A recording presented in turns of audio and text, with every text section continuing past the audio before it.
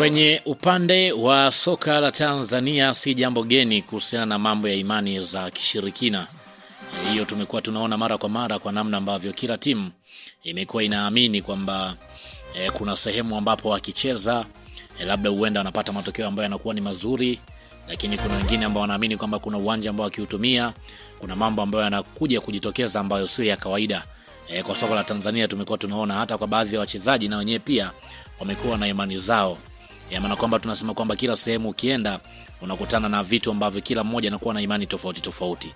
Sasa ndani ya klabu ya Yanga baada ya majeraha ya mara kwa mara kwa upande wa wachezaji, sasa kila kwenye upande wa uongozi kama ambavyo tunafahamu waliweza kukaa kikao siku chache zilizopita, na kuna baadhi ya vitu ambavyo wamekuwa na vitizama ni wapi ambapo kwa upande wao wanajiona kwamba wanakwama. Ni kitu gani hasa ambacho kimetazama utakwenda kufahamu hapa, lakini kabla sijakupatia taarifa hii kiundani, nikukumbushe tu kwamba hii hapa ni Swahili Media. Kama bado hujaweza kusubscribe, basi nikuombe subscribe ili tuwe pamoja siku zote. Mimi naitwa Chicha Rito, karibu tuweze kuangazia taarifa hii kiundani zaidi. Ni mjadala mkubwa unaozidi kushika kasi ndani ya soka la Tanzania baada ya taarifa kuibuka kuwa Dar es Salaam Africans wanafikiria kufanya maamuzi mazito ya kuhama matumizi ya uwanja wa KMC kufuatia kuongezeka kwa majeraha ya wachezaji katika kipindi cha hivi karibuni.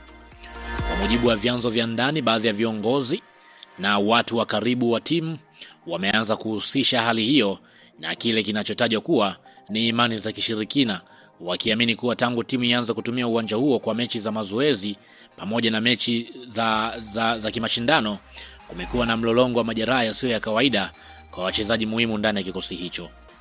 Ndani ya kikosi cha klabu ya Yanga kumekuwa na ongezeko la majeraha kwa baadhi ya wachezaji nyota, jambo ambalo limeanza kuzua wasiwasi mkubwa kwa benchi la ufundi na uongozi wa klabu. Inaelezwa kuwa wachezaji kadhaa wamekuwa wakipata majeraha ya mara kwa mara. Baadhi ya majeraha yanatokea wakati wa mazoezi. Hali hii imekuwa ikiathiri mipango ya timu kuelekea kwenye mechi muhimu. Kutokana na hali hiyo, baadhi ya wadau wameanza kuhoji kama tatizo ni ubora wa uwanja au kuna mambo mengine nyuma ya pazia. Katika hali ya kushangaza, baadhi ya watu ndani ya nje ya klabu wameanza kuhusisha matukio na imani za kishirikina, wakiamini huenda kuna nguvu zisizoeleweka zinazochangia majeraha hayo.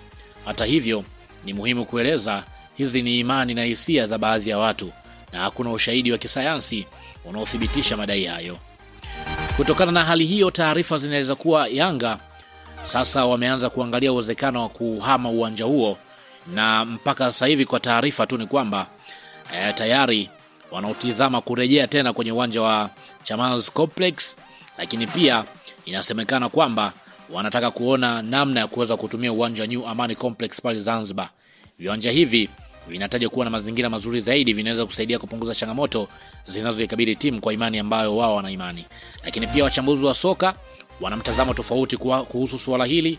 Wengi wao wanaamini kwa sababu ya majeraha inaweza kuwa tu kutokana na makocha ambao wapo ndani ya timu, ya maana kwamba kocha wa viungo huenda ikawa ni sababu kwa baadhi ya wachezaji kupata majeraha. Lakini kwa sasa uongozi wa Yanga unaendelea kufanya tathmini ya kina kabla ya kuchukua uamuzi rasmi.